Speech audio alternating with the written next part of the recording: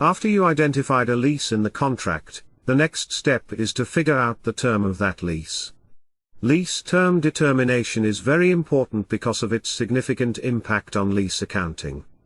So, in this section, you will learn: what components does the lease term include?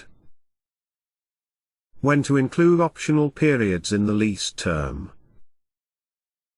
How to reassess the lease term when some significant events occur after the commencement date of the lease. The lease term starts with the commencement date, which is the date on which the lessor makes the underlying asset available for use by the lessee.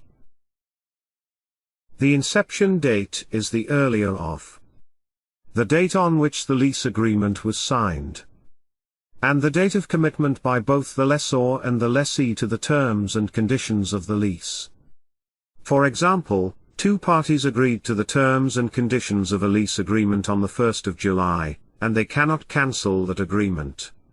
On the 1st of September, they signed the lease agreement. So, the inception date is the earlier of these two dates, which is the 1st of July. The lease term includes the following components. First, the non-cancelable period. It is the period during which the lease is enforceable. Both the lessee and lessor cannot terminate the lease during that period, and it is considered the minimum duration for a lease term. The second component is the optional period. The contract might include an option to extend or terminate the lease. The period covered by these options are included in the lease term if two conditions are met. First, the lease should be enforceable during that period.